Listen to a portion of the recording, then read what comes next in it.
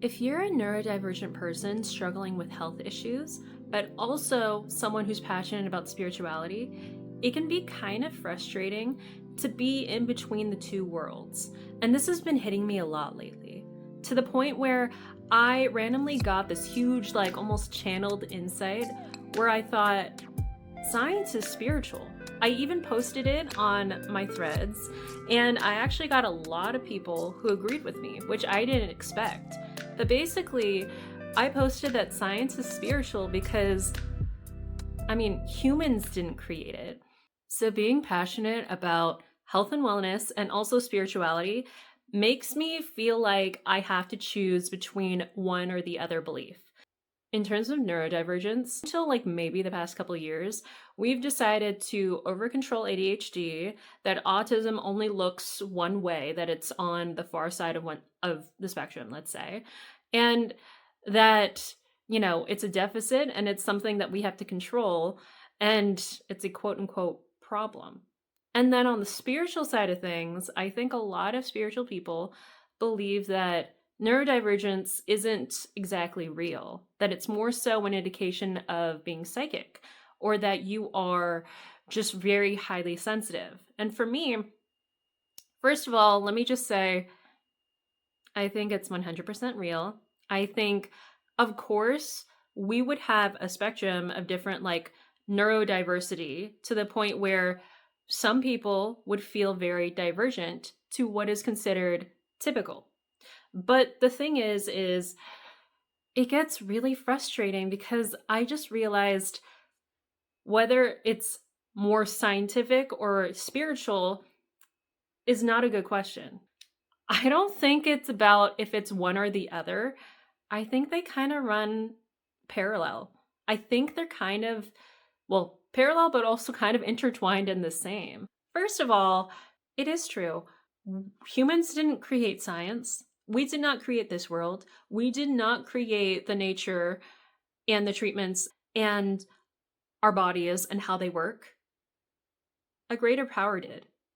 A greater power created basically a bunch of different solutions in terms of like natural herbs, also in terms of our mindsets and our feelings and how we relate to people and our bodies and how we actually can regulate our own minds. Nature, the universe, your creator, source, whoever you call it, created the ability for the earth and its living beings to live in balance. So, first of all, we can't over control that. And we also have to realize that we are just observers of science and nature. We learn to work with it, but we can't control it. And we are not the last authority of it. And the second thing is, as part of that law of balance, we also have karma. We also have what goes around comes around. And that's not something that humans really created. That's just what we've observed after, centuries of interacting with each other. Ancient wisdom has told us that there is some sort of karma. There's just some sort of thing that we need to balance out in how we act and how we treat each other. And there is a sense of right and wrong that humans, even though we didn't quite understand why, we realized this was real and this is how things work. And it's funny when those things tend to be, when science and when your personal sort of growth and development seem to work together. So first of all, in terms of neurodivergence, I think it's really interesting because I always had this theory that neurodivergent people are just a response to over-egoic people. Let me explain. And I think nature just evolved to let that happen. It's like, let's say the rose as a flower. It never had thorns. And then throughout the years, it was like, I need to protect myself. So it grew thorns. Nature has created ways where, like, for example, insects, over years, they grew some sort of protective mechanism so that they could survive. And I think that nature and science and the world just generally evolves and changes in response so that it can keep balance. I think for several years, centuries, whatever, there have been neurodivergent people who, you can describe scientifically as having a lack of like strong executive function. What's the benefit of a person who is more sensitive and who can't easily mask themselves or hold on to masking for too long without feeling imbalanced? That creates a person who says, I cannot live in, to me, a super egoic society for too long. I need to tend to my feelings a lot more than other people. Like, I think that we learned as, like, I think humans have developed over the years this ability to override things just with their ego and their minds. It's great that we use it this much, but oftentimes we end up forgetting our emotions, our bodies, our sensitivities, and our spirituality. And if we forget that, we forget a really important part of us and how we balance out on this earth. I feel like the earth is holistic, our health and how we create balance is holistic. We think about the mental, the physical, and the emotional, and the spiritual. If you lack in any of those areas, you will overcompensate in one of the others. And oftentimes we tend to overcompensate in our mental and maybe physical in order to up our egos. And so let's say for neurodivergence, we had, neurodivergent people are born the way that they were because they had developmental issues. And I think you end up getting health problems when you ignore your health and your sensitivities and your feelings and your sense of balance in favor of just trying to survive or in favor of overemphasizing your ego. So it seems like a really clear energetic consequence and also a clear energetic karmic way of creating balance if people, after years of overusing their egos and their minds, they started giving birth to people who, I guess, lack executive function, but just need to be sensitive, that just need to be in their bodies and find it better when things are in harmony. Find it better when they're not over masking and cannot even do that. There are a bunch of people who would rather recognize patterns instead of emphasizing like social norms and social cues. I think that's really important. And that's a really awesome way that the universe decided, if they're gonna overuse their egos, I should probably make like some sort of like failsafe in order to keep them in check. Well, maybe like after a while, there's gonna be people who don't really have the access to overusing their masking and their egos, or like they can't do it easily. They're just always gonna get overwhelmed. And then they will create spaces where they need to emphasize wellness, where they need to emphasize embodiment, where they maybe create more art, and maybe that they're more sensitive and emotional and empathic. And also maybe they're more easily in tune with their intuition and psychic abilities, meaning maybe those people should be more in tune with the universe and spirituality. And I think that makes total sense. I think it makes total sense that the universe was like, all right, we're not going to make it so humans can totally overrule everything.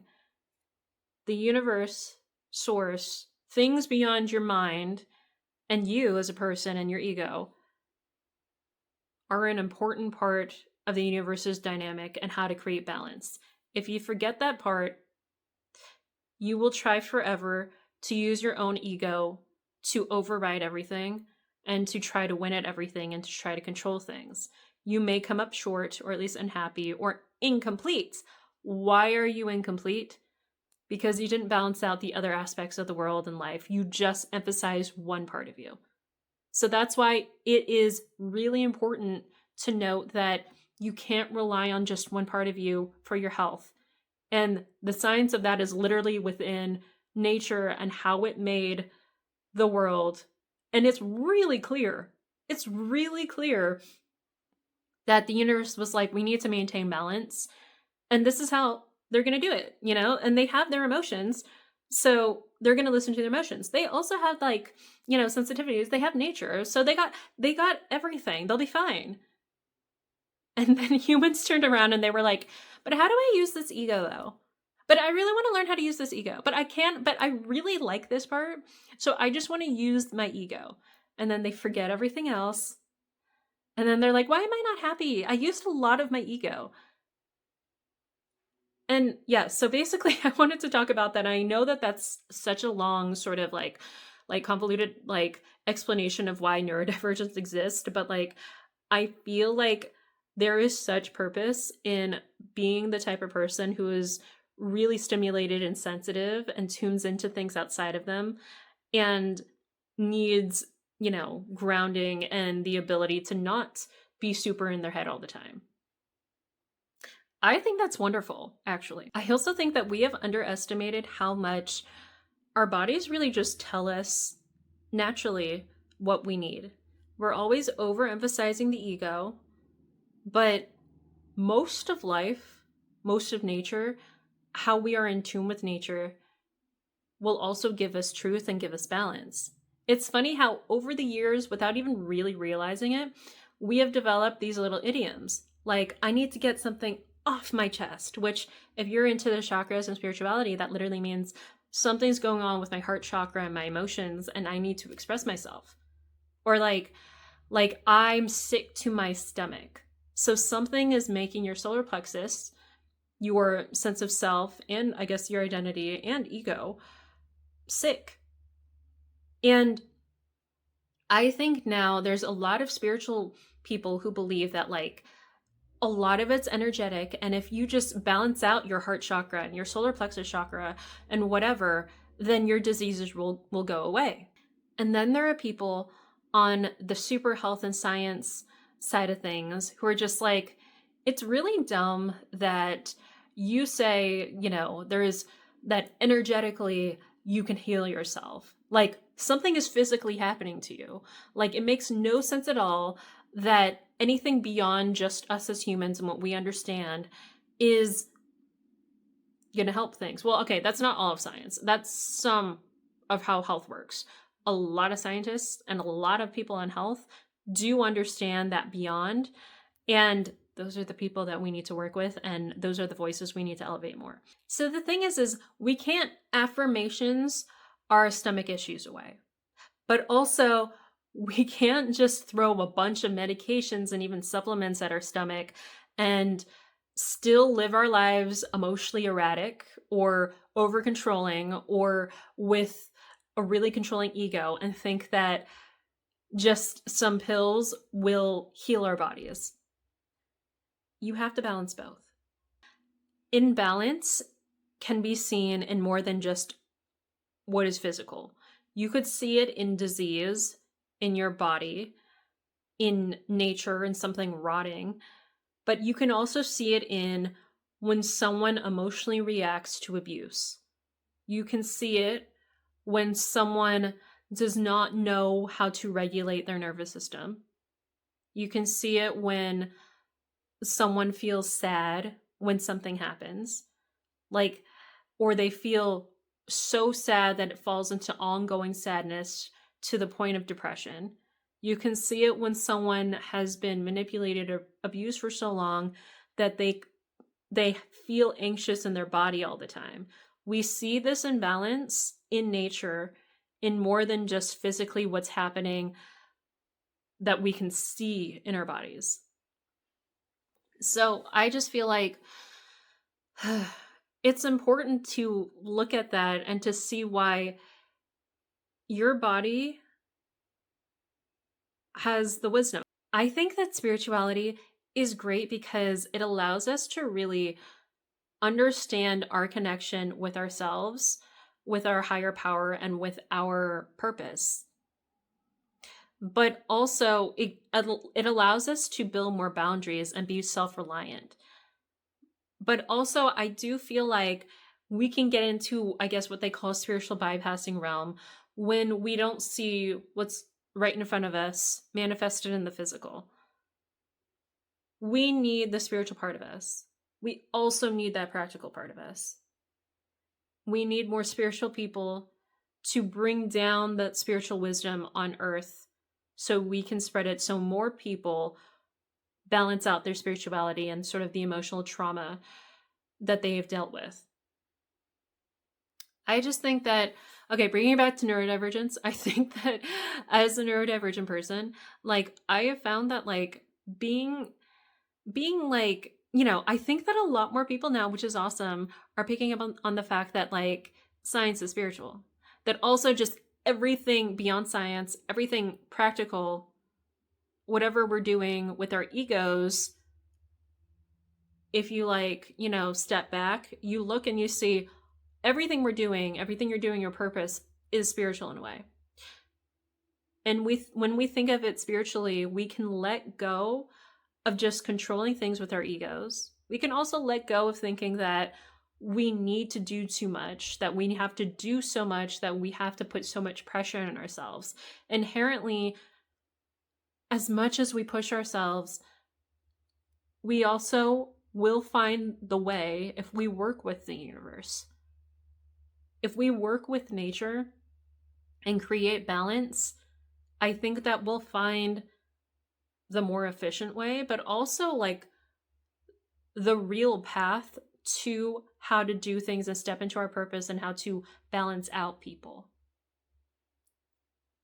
But anyway, as a neurodivergent person, I do feel like it's hard to navigate when a lot of people are just trying to control your thoughts and your emotions, and they're just trying to tell you to act their way, or they don't want you to be too woo-woo, and then the woo-woo people don't want you to be too in your head.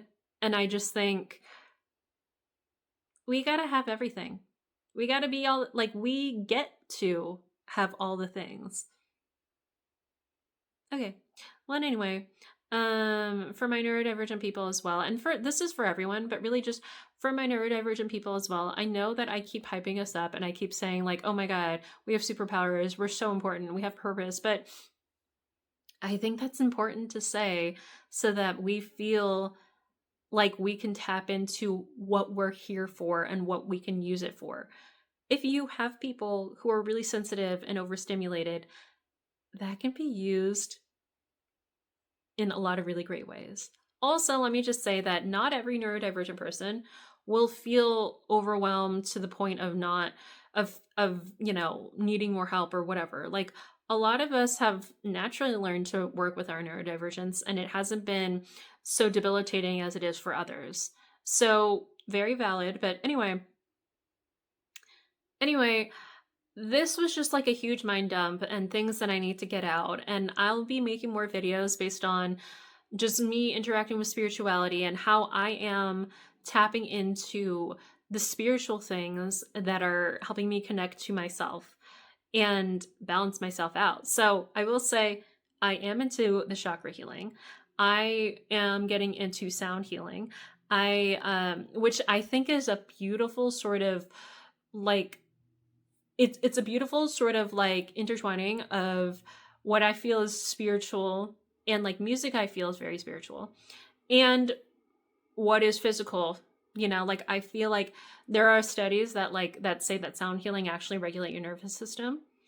And then so anyway, that was those were my big thoughts on science and spirituality. And I will dive more deeply into these things later. I actually will want to do a whole video on chakra healing, and then also just how to regulate yourself energetically. So I have recently been getting into human design, and I feel like we all have sort of a blueprint for how our bodies would naturally balance out and thrive. And I think it would be great to sort of go through and like review how all of those things can help us if we feel off or imbalanced. And they actually point towards what would be good wellness wise. So yeah. Okay. Well, stay tuned. If this resonated, let me know. Like and subscribe for more content. And for now, peace and love. Bye-bye.